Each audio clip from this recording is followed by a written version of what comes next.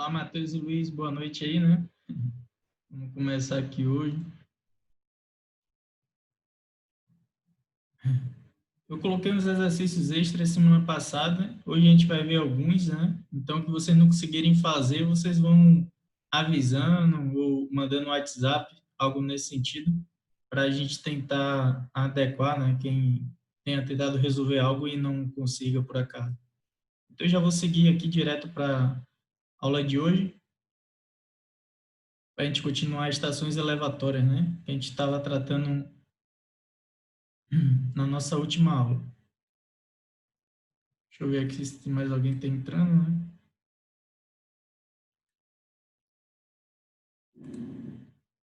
Bom, última aula a gente estava em bomba de recalque, via essas ideias aí, né? De altura manométrica. Então, basicamente, vocês têm que ter aí a altura geométrica mais aquela perda de carga. Então, a altura geométrica é justamente aquela altura que vocês vão precisar vencer, né?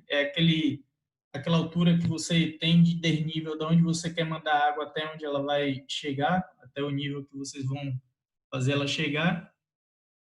E assim a gente viu um pouco essa parte. Altura geométrica, então, altura do recalque tem a altura da sucção, recalque depois da bomba, sucção antes da bomba, altura manométrica, altura geométrica mais essas perdas de carga que vocês têm na sucção e no recalque. Então, isso aqui é a revisão básica dessa primeira parte que a gente estava, né? Potência, então, para quem quiser calcular em watts ou em cavalo-vapor, tipicamente a gente vai calcular em cavalo-vapor, que é por essa formulação, né? Com um peso específico em quilograma-força por metro cúbico. Então, quando vocês forem calcular em watts, vai ter essa variação que o peso específico é em newton ali por metro cúbico. Então, tem que estar atento um pouco a isso, caso venham a aplicar dessa forma, né? Então, a gente viu esses diâmetros aqui, então é mais uma revisão básica do que a gente viu, né, para retornar onde a gente estava. Diâmetro do recalque, às vezes vocês não vão ter um determinado diâmetro na um determinado diâmetro para começar os cálculos, então vocês vão ter que começar ele em função da vazão que vocês têm. Então essa fórmula aqui já dá uma ideia muito boa do diâmetro que vocês vão adotar no recalque e consequentemente o da sucção é um diâmetro após o recalque, né? Um diâmetro superior ao do recalque. Então isso aqui já dá uma ideia boa. Só que como eu falei para vocês, sempre façam mais do que uma tentativa, né? Façam vamos supor que o diâmetro do recálculo deu 100. Você adota o de 125 para a sucção. Adotem também um diâmetro de 125 para o recalque, um de 150 para a sucção e um diâmetro a menos, né, do recalque, e o de 100 seria o da sucção, vamos dizer. Então, façam as 3 tentativas para ver aquela que melhor vai suprir as condições de vocês, porque isso aqui é um valor inicial, né? É para vocês terem uma base de um diâmetro inicial para os cálculos de vocês aí. Quando é bombas, a gente tipicamente vai ter ela operando em determinadas horas do dia, então menos horas, né? Vamos supor 6 horas, 8 horas. Hoje tem um exercício aí que tem algo relacionado a isso. E vocês adotam essa fórmula com ele operando menos horas no dia, que vai dar um valor um pouco diferente, né? A gente fez esse exercício aí. E esse exercício 2 acho que a gente não tinha feito. Então, tentar fazer ele aqui rápido, né? Tentar fazer esse exercício aqui rápido, para a gente ter uma ideia. Deixa eu adicionar aqui o colega de vocês que chegou aí. Adicionando ele aqui. Bom, então vocês têm essa questão aí. Ela me parece simples. Eu vou compartilhar a minha tela do Excel para vocês aqui, né?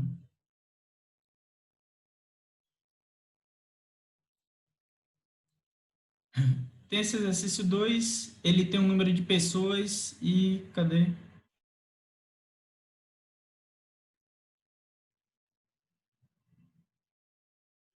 Ele está dizendo que sua bomba ela vai operar 6 horas por dia. Então, entra naquela questão de aplicar aquela fórmula ali que vocês têm com o número de horas no dia, né, para calcular esse diâmetro aqui. Eu coloquei aqui essas fórmulas que você tem para calcular o diâmetro, usaria essa aqui para calcular o diâmetro do recalque, né? 0,586 x elevado a 1/4, onde x é o número de horas que vocês têm, vezes a vazão ali que vocês têm. Então, apartamentos...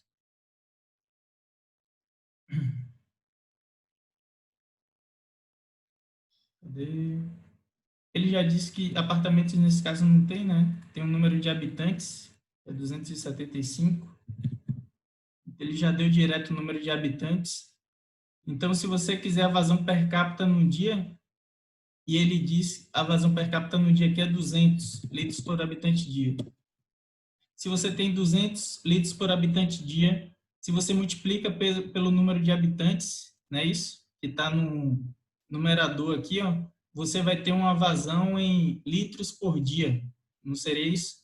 E a gente sabe que um dia tem 86.400 segundos. Então, a gente pode dar início aqui a uma conversão da vazão de vocês para achar ela em metro cúbico por segundo, né? Então, vocês têm aqui o número de habitantes, 275, vezes esses 200. Só que sua bomba, ela vai operar aqui 6 horas no dia. Então, imagine que sua bomba vai operar, se fosse o dia todo, a gente dividiria isso aqui por 86.400, não é isso? É o número de segundos que a gente tem no dia. Mas, nesse caso aqui, um dia ele teria que compensar esse um dia em 6 horas, né? Então, seria 6 vezes 3.600. Então, o que seria esse 3.600? O número de segundos que você tem em um minuto, né? Um minuto, você tem lá 60 segundos, desculpe, em uma hora. Então, em uma hora, você vai ter 3.600 segundos. Vezes o 6, que é o número de horas que vocês vão operar, vocês vão ter aqui uma vazão em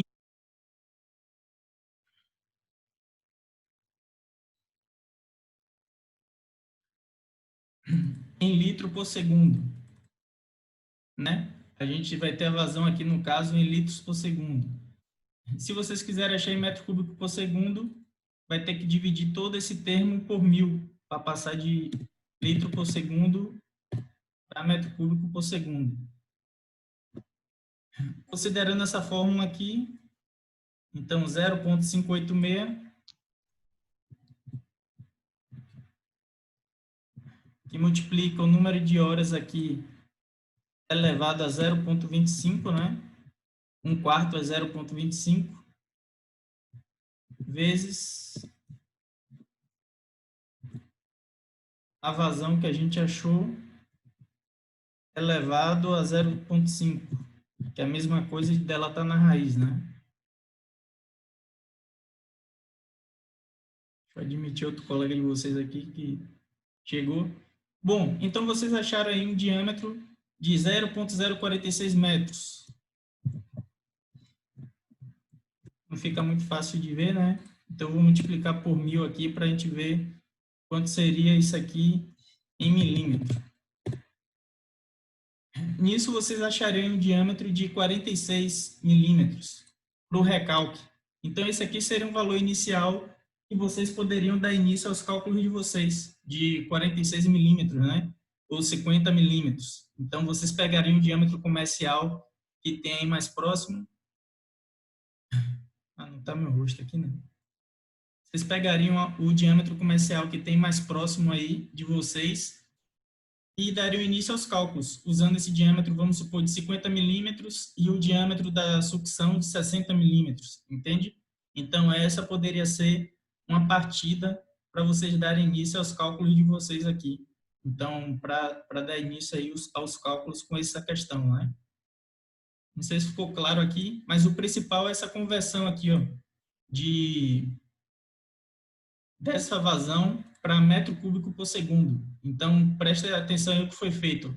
Eu peguei o per capita, 200 litros por habitante dia. Quando eu multiplico por 275, eu vou ter uma vazão aqui em litros por dia, né? Já que esse 275 está em habitantes, corta o habitante de cima com o habitante de baixo, né? Então, você só vai sobrar uma vazão em litro por dia. E para converter essa vazão diária que a gente precisa aqui para metro cúbico por segundo, eu fiz essas contas aqui, ó. 6 horas vezes esses 3.600, então eu vou ter o número de segundos aqui que vai ter nessas 6 horas, né? E depois dividir tudo por 1.000 para achar em metro cúbico por segundo. Então, é mais prestar atenção em como é feita essa conversão de até achar a vazão que você precisa para colocar nos cálculos, né? E nesse caso aqui, ela precisa estar entrando em metro cúbico por segundo.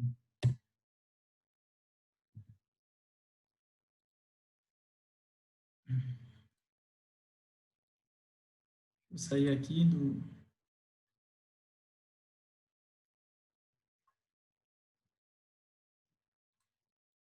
Professor, eu também poderia fazer pela quantidade total de segundos no dia, depois dividir por 4, né?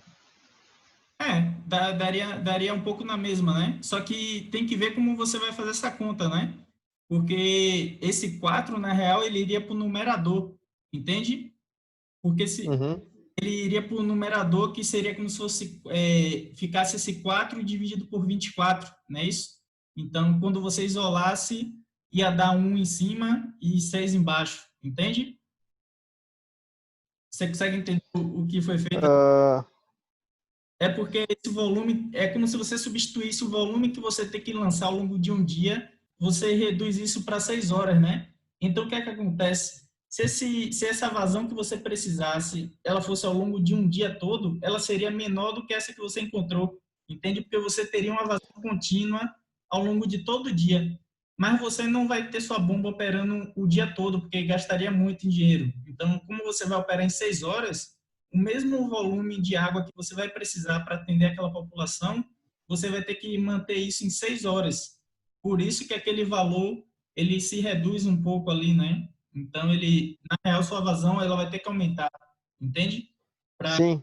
conseguir suprir a mesma demanda em um tempo menor. Então você tem que ter uma vazão maior para conseguir suprir isso.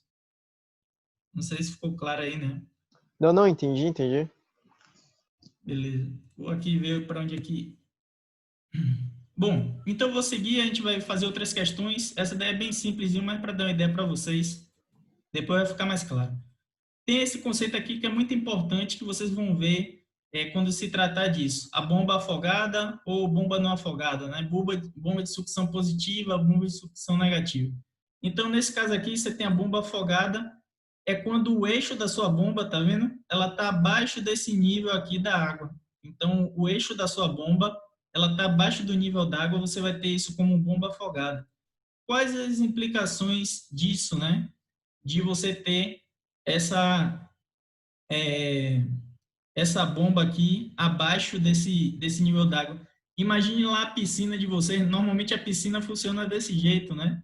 Então teve um colega de vocês que ele instalou esse conjunto elevatório acima da bomba, só que ele não tinha um sistema que mantinha isso aqui com um líquido que ele tinha que recalcar. Resultado é que a bomba dele não estava funcionando mais, né? Porque ele fez essa modificação e na bomba lá, ele não tinha nenhum tipo de válvula que impedisse essa água de retornar, né? Entrava ar, senhor, na... Ficava só ar, só tinha ar na tubulação dele. Então a Tinha bomba, que ter uma válvula na ponta quando fosse descer a água, é isso? isso, que é aquela válvula de pé, né? Então seria uma válvula para impedir que a água volte, se você instala acima, né? Se você instala. Sim. Então imagine lá, se eu botei a água no ponto acima, ela vai voltar, né? Você não tem uma Aham. peça ela de retornar, ela retorna e sua tubulação fica cheia de ar. Então, no caso dele, tinha esse problema, e aí eu não sei como ele resolveu, né? Mas tinha que ser algo nesse sentido aí, de manter com o fluido que ele podia recalcar. Então, por isso aqui você já vê essa bomba folgada, normalmente você vai ter aqui esse preenchimento dessa tubulação nesse trecho, né? E as implicações disso, que a altura geométrica de vocês, se vocês lembrarem aquele conceito que a gente fala no início, que é a altura da linha d'água do reservatório até onde você vai lançar água no reservatório superior, então você já tem que isso é altura geométrica. Nesse caso, se você fosse calcular aqui, né, isso aqui daria uma altura negativa e depois você teria uma altura positiva aqui da sucção, é isso? Então, quando você descontasse os dois, basicamente iria aqui dessa linha d'água mesmo até o topo do reservatório, se parar para pensar, né? Então, se tiver esse conceito bem firme aí, vocês já vão ter uma ideia de facilitar os cálculos, né? De basicamente ver aí da linha d'água do seu reservatório até onde ele vai lançar lá no reservatório superior. E essa bomba aqui de sucção positiva, que é a bomba não afogada, né? Então, normalmente a gente encontra bastante dessas situações. Agora, em prédios, normalmente eu vejo essa bomba afogada aqui, ó. Se vocês perceberem, às vezes você tem um reservatório grande, né? Então, ele armazena determinada quantidade de água e abaixo dele você tem lá o seu sistema de bombeamento. Então, muitas vezes vocês vão ter aí seu sistema de prédios que vocês vão projetar operando como se fosse essa bomba afogada aqui. Normalmente foi situações que eu vi, né? Talvez tenham outras que apareçam para vocês que operem como o de baixo aí, como uma não afogada. A gente vai ver um pouco mais à frente as implicações disso aí. Bom, umas características bastante importantes aqui são as curvas características dessas bombas. A gente vai entender como obter cada uma delas, ó, mas a gente tem essa curva da bomba aí. A curva da bomba é a curva que ela foi fabricada para operar, né? Então você vai, quando você olhar o catálogo de bomba lá, ele vai te dar, ó, essa bomba aqui ela opera em tal altura manométrica e tal vazão. Para tal altura manométrica, tal vazão. Para tal altura manométrica, tal vazão. Então, com 3 pontos, quem já pegou aí essas matérias mais básicas, né? Com 3 pontos você faz essa curva. Então, aquela curva da bomba, tipicamente vocês vão ter no catálogo do fabricante. Você pega um Excel simples, pega lá o valor que ele der para vocês de altura manométrica e coloca no eixo Y e a vazão, pega 3 pontos lá de uma curva que ele der e vocês vão conseguir compor essa curva aqui da bomba bem facilmente. Ela é bem facilzinha de fazer no Excel. Com 3 pontos, você coloca o gráfico de dispersão, né? Você faz essa curva. O negócio da gente é obter essa curva do sistema. Então, que vocês vão ter que obter essa curva do sistema e isso aqui passa a ser interessante para vocês, né? Como é que você vai obter ela? Essa curva do sistema, o que vai dar para vocês essa curva são as condições do seu sistema que você está operando.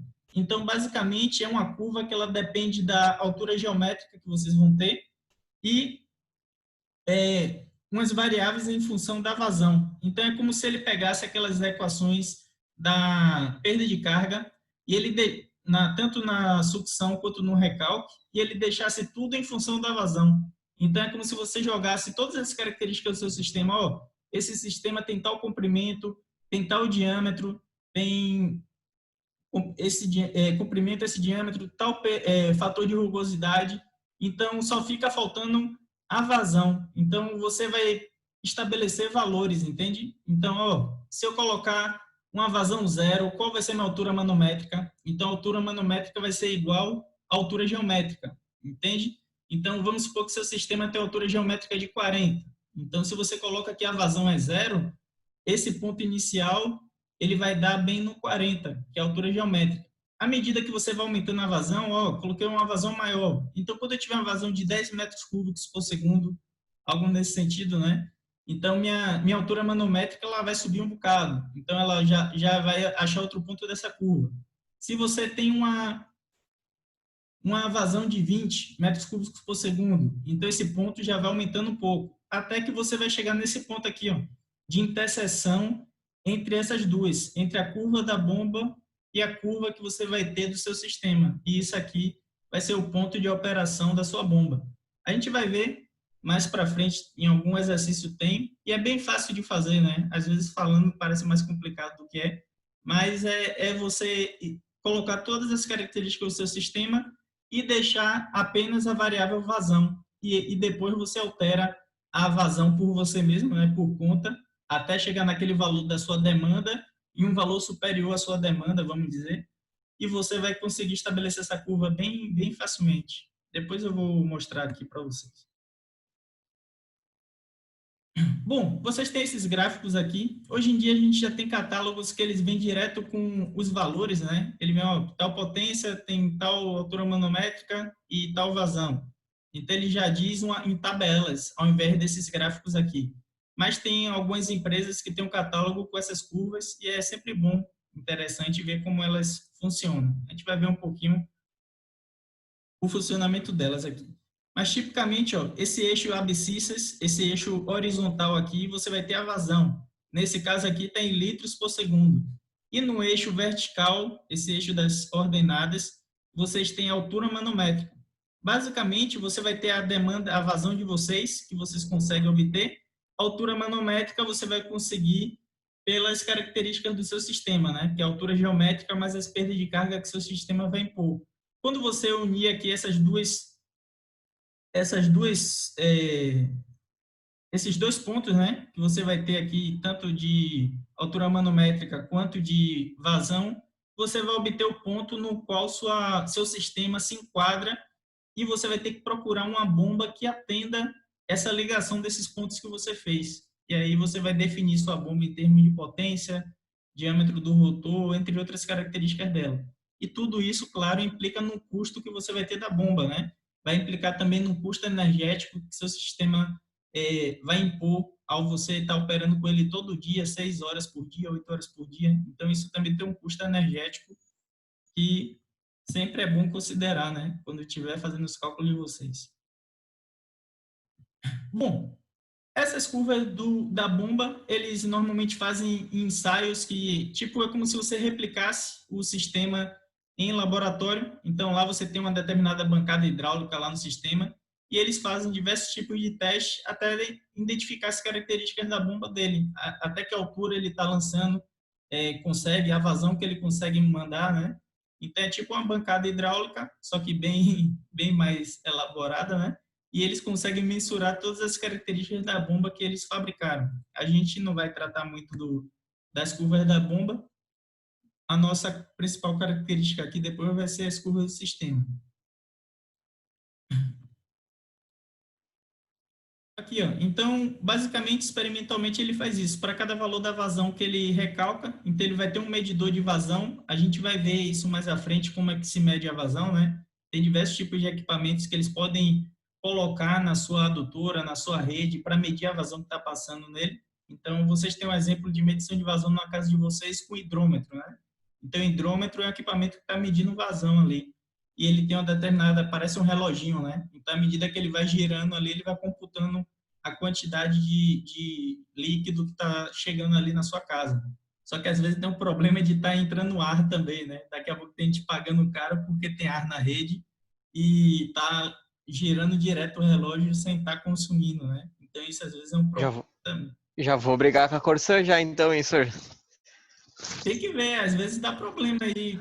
Tem que ver onde é e os pontos mais propensos até essa entrada de ar na rede, né? Mas é bom ficar atento mesmo. Se você vê um acréscimo bem grande de consumo da sua água, ou pode ser alguém fazendo ligação clandestina na sua, ou pode ser essa entrada de ar na rede que o relógio está computando sem dever, né? Não E deveria. eles têm controle, senhor, disso?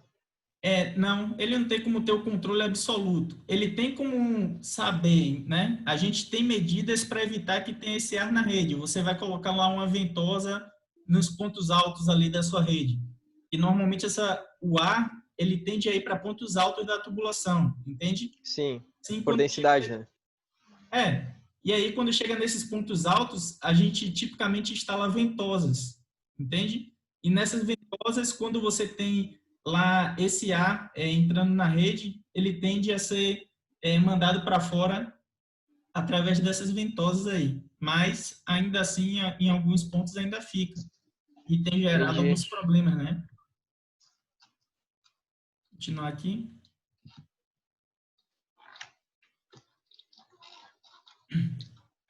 Bom, a gente tem alguns tipos de curvas. Eu só vou mostrar aqui alguns exemplos clássicos aqui. Esses aqui são os tipos de curvas de bombas que vocês vão ter. Ele está dizendo como estável, né? É que para cada um valor que você tem de altura manométrica, você vai ter um único valor de vazão. Então, tem esses tipos, rising, steep e flat, né? Então, está mais relacionado a quanto a sua altura manométrica ela varia em torno da vazão aqui. Mas essas instáveis aqui que são problema, né? Porque para uma mesma vazão, tá vendo? Você tem o mesmo ponto de altura manométrica. Então, para uma vazão bem grande lá, você tem o mesmo ponto de altura manométrica de uma vazão bem pequena. Então, às vezes tem essa diferenciação aí, e isso vai também interferir um pouco nos cálculos de vocês, né? Bom, então isso aqui é a curva da bomba, como eu disse. Vocês pegando lá no catálogo do fabricante 3 pontos, vocês conseguem fazer essa... Depois testem em casa, peguem um catálogo de um fabricante de bomba, veja lá os valores que ele dão na tabela, faça um gráfico, estabeleçam 3 pontos. E vocês vão ver que vocês vão gerar curvas como essa aqui, né? Relacionando altura manométrica e vazão, bem facilmente.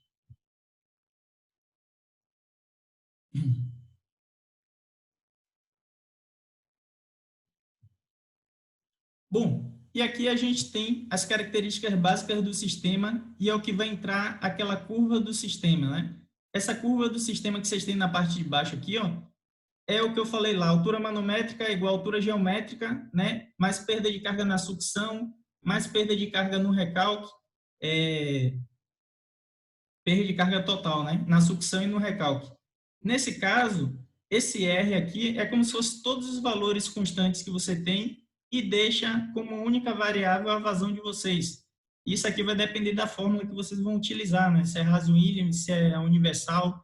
Então, às vezes, tem um bocado de letra, parece que é complicado, mas é mais simples do que parece, né? Essa altura geométrica vocês vão saber diretamente porque disso aqui, ó, você tem o nível do reservatório e você sabe onde você vai lançar. A altura geométrica já vai ser essa diferença aqui, né? Entre o ponto onde você vai lançar aqui e o nível do reservatório. Então, esse valor de HG você já tem. O que você vai ter que achar é esse R aqui, que é bem simples, é quando você coloca lá o comprimento da tubulação, o diâmetro que você achou pelaquela fórmula que a gente viu lá, seja para operando 24 horas no dia, seja para operando em menos horas no dia, né? Então, você coloca lá o diâmetro, você coloca o comprimento e você coloca o fator de rugosidade de Haas-Williams, o fator de rugosidade da equação universal, o coeficiente de rugosidade de Haas-Williams, né? Então, vamos supor que seja alguma dessas que você utilizou. Pronto, vai ser tudo numérico, a única variável que vocês vão deixar é Q. E depois vocês colocam a vazão zero, por exemplo. Quando você colocar a vazão zero, consequentemente, a altura manométrica vai ser igual à altura geométrica. Então, quando vocês colocam o Q igual a 2, por exemplo, aí ele vai começar a subir, né? Vai ter um valor maior e aí você vai ter uma curva com esse comportamento, né? De subida. Dessa forma aí, em potência, né? Professor, me tira uma dúvida. Diga. Se eu vou instalar uma bomba num prédio, tá? É melhor eu colocar essa bomba já no nível do terreno, vamos dizer assim, que eu pego daí o máximo da pressão da minha rede da rua, ou eu instalo a minha bomba na altura onde a minha pressão da rua consegue erguer a água? Não. O que acontece, né? Tipicamente vocês vão ter ela sendo instalada na base do prédio lá, vamos dizer, vai depender do espaço que você tem e onde você vai instalar seu reservatório, né? Você vai ter lá seu reservatório inferior tendo que ser instalado em algum lugar. O que é que acontece? Quando vocês pegarem instalações hidráulicas sanitárias e prediais, vocês vão ter em prédios tipicamente dois reservatórios, reservatório inferior e reservatório superior. Então, se eu não me engano, é 40% para o inferior e 60%, não, 40% para o superior e 60% no inferior da demanda doméstica, então do consumo do prédio. Só que o reservatório superior ele tem que ter uma porcentagem dessa vazão total, vamos dizer os 40%, e mais o volume de combate a incêndio, entende? Ele vai ter um volume um pouco grande lá devido a esse volume de combate a incêndio que vocês vão ter que colocar. Então, como você vai colocar isso vai depender das características do seu reservatório inferior. Então, eu vou fazer um reservatório inferior enterrado, eu vou colocar ele apoiado no chão. Então, os que eu vejo, tipicamente, eles fazem reservatórios apoiados no chão. Então, se você aproveitar a pressão que vem da rua, vamos supor que o mínimo que ela pode chegar é 10 MCA, entende? Então, imagine que ele vai lá chegar no seu prédio e ele garante encher seu reservatório até uma altura de 10. Vamos supor que está chegando o mínimo lá, né? Eu me baseio pelo mínimo. Então, se você precisa mais que isso, se você precisar de mais que isso para o seu prédio, não vai dar conta, né? E também não vale a pena você, no meio do prédio, você colocar a bomba aqui fica aventurando um pouco isso, né? Então, tipicamente é na base lá do prédio, subsolo, em algum lugar assim, você vai ter que locar seu reservatório para, a partir dele, que você vai recalcar para o reservatório superior. Então, tipicamente, eu vejo ele em uma região próximo ao estacionamento de visitante, né? Sei lá, uma área mais escondida, né? Você também não vai querer prejudicar o visual lá do seu prédio. Então, depende de como ele vai estar instalado, esse reservatório inferior que vocês têm. Depois, instalações hidráulicas sanitárias e prediais, o professor de vocês vai falar um pouco melhor como, de onde dispor isso, né? Onde colocar esses reservatórios, como colocar. Aí vai depender tudo do volume que você precisa e do espaço, né? Depende do espaço também, do solo, depende de tantas variáveis que é um pouco complicado assim estabelecer um padrão, né, fixo. Mas algo que você pode adotar é a base do seu prédio, fazer um reservatório ali em alguma área e a partir dele recalcar para o seu reservatório superior. Mas tem que ver a questão de espaço, né? Se tiver pouco, aqueles prédios do Centro Histórico de Porto Alegre ali, por exemplo, deve ser tudo inferior, né? Tem em alguma base daqueles prédios tem um reservatório ali, porque você não vê nada, né? Entendi, obrigado. De boa.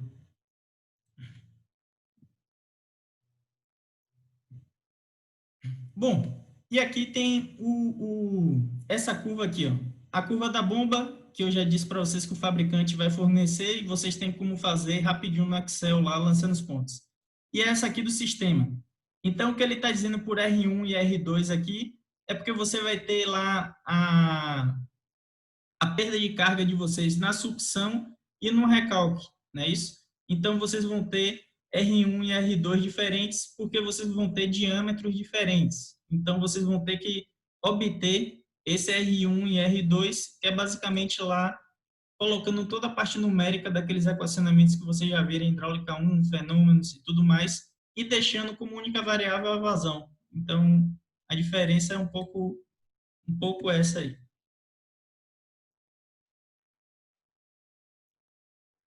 Bom, aquelas curvas lá, eu vou adiantar esse passo aqui, é mais muito texto, né? Para vocês verificarem aqui o ponto de operação do seu sistema, né? Que é nesse encontro entre essas duas curvas, a curva da bomba e a curva do seu sistema. Tipicamente, é como sua bomba vai estar operando. Ela vai estar operando com essa vazão aqui e com essa altura manométrica da ligação entre esses dois pontos. Tipicamente, vai ser o ponto de operação que você vai ter aí do seu sistema de bombeamento, né? Quando você fizer essa ligação. Em algum momento, a gente vai fazer um exercício aqui, ou eu passo para vocês um Excel já um pouco pronto, né? Com essas curvas, para quem não tiver muita familiaridade, para vocês verem como fazer e como fica interessante lançar essas curvas para verificar esse ponto de operação, né? E é bem simplesinho.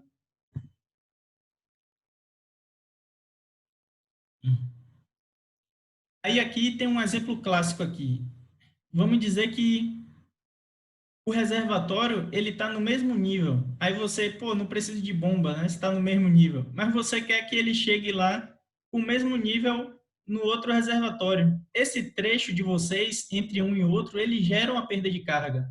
Se você quer que ele permaneça lá no mesmo nível, necessariamente você vai ter que ter uma bomba aqui para garantir que compense essa perda de carga que você tem nesse sistema, entende? Só que aqui a sua altura geométrica é zero. Então, por isso que a curva que você tem do seu sistema, ela sai do zero ali, tá vendo? Porque a altura geométrica é zero. Você quer o reservatório em mesmo nível, consequentemente não tem altura geométrica para dispor. Basicamente, o seu sistema, você vai ter que vencer as perdas de carga dele, né? O de baixo, ele já tem um desnível. Ele tem um desnível entre o reservatório inferior e superior. Consequentemente, eu já tenho uma altura geométrica. A altura geométrica é o quê? Como se fosse lá da base do seu prédio até o topo do seu prédio, né? No reservatório lá, no nível dele onde você quer lançar. E da base dele que você está mandando água. Sei lá, vamos supor que está uns 5 metros de altura, né? Sua base aqui está nesse ponto, você instalou um reservatório apoiado aqui no solo, então esse reservatório está com essa altura aqui, de 5 metros, 6 metros, Então, sua altura geométrica parte desses 5 metros até o topo do prédio de vocês e até onde vai lançar água lá nesse reservatório super. Bom, tem altura geométrica aqui, partindo de determinado ponto, e depois ele vai ter essas perdas de carga aqui do sistema. Então, num ponto de operação, vai ser justamente esse ponto onde tem essa diferença de perda de carga aqui, que você vai ter na sucção e no recalque. Quando vocês tiverem oportunidade aí de fazer no de vocês, que a gente vai ter um exercício para isso, vocês tentam avaliar essas características aqui.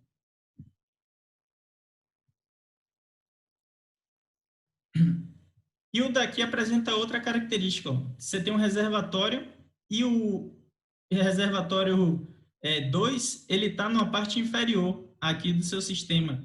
O que é que ele está dizendo aqui? Que essa sua altura geométrica, ela vai partir de um ponto negativo, né? Então, ela vai partir abaixo do seu referencial, porque o reservatório 2 está abaixo do reservatório 1. Só que ele provavelmente não consegue mandar a água até aquele reservatório 2 porque tem muita perda de carga no sistema. Nisso ela não chegaria lá sem um determinado, vamos dizer, incentivo, né? Que essa bomba venha fornecer para o seu sistema. Essa energia que ela vai fornecer para vencer as perdas de carga. Bom, o sistema de tubulação em série, então isso aqui a gente vai ver um pouco mais ainda, mas tubulação em série basicamente é uma tubulação constituída com diâmetros diferentes. Então você vai ter mais que um diâmetro na sua rede. Vamos supor que eu tenho um diâmetro de 300, ele diminui para um diâmetro de 200, diminui para um de 150, então você tem vários diâmetros. O que isso implica? Se você tem diminuição de diâmetro na sua rede, provavelmente você vai ir para uma mesma vazão, você vai aumentar a perda de carga nesses pontos que você vai ter diâmetro um pouco menor, né? E se você tem o contrário, você vai ter diminuição de perda de carga. E aqui a gente vai ver os efeitos disso aqui sobre o sistema, né? Mas basicamente é o efeito que você vai ter sobre a perda de carga e essas perdas de carga vão impactar ali naquelas curvas que você tem. Deixa eu ver aqui porque aqui não está passando. Professor, mas é muito estranho o reservatório 1 acima do 2 não conseguir mandar água para debaixo. Pronto, tente entender uma rede com 10 quilômetros de distância. Tente ver a perda de pressão que você vai ter a sua água se mover naquela tubulação ali. Então, às vezes, ele não chega e pode não chegar a vazão que você deseja, entende? Vamos supor que ele chegue, mas vai chegar bem pouco lá. Ele não vai chegar àquela vazão que você deseja para operar o sistema, entende? Ele não consegue vencer as perdas que tem o sistema. Sim, uma distância muito longa, mas aí sim, entendi. É isso, é porque a gente está vendo em termos de desenho e fica curto, você acha, daqui para ali não faz diferença, né? Mas imagine grande, que é uma distância grande assim a percorrer e que tenha muita perda de carga, ou que você botou um diâmetro pequeno que também gere muita perda de carga para a vazão que você quer. Então tem um conjunto de coisas.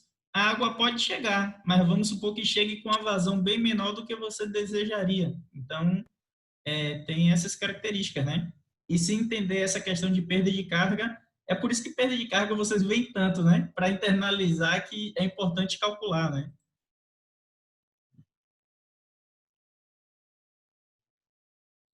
Bom, o sistema com tubulação em paralelo, a gente vai ver esses efeitos mais para frente, mas quando você tem tubulação em paralelo, tipicamente ela vai estar juntando, né? Você vai ter lá, tendo um aumento de vazão, consequentemente, porque você vai ter duas bombas operando, vamos dizer, separadamente, mesmo que as duas estejam mandando para a mesma rede, né? Então, o que acontece é que essas duas elas vão lhe dar mais vazão para o seu sistema. Só que a altura manométrica não altera, porque elas estão operando em mesma característica, né?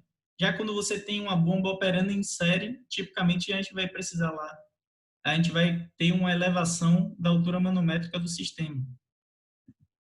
Então, operando em paralelo dá mais vazão, operando em série, você vai ter maior altura manométrica do sistema. E aqui tem um exemplo disso, ó. Quando tem essas bombas, cadê? Em dois reservatórios de níveis diferentes.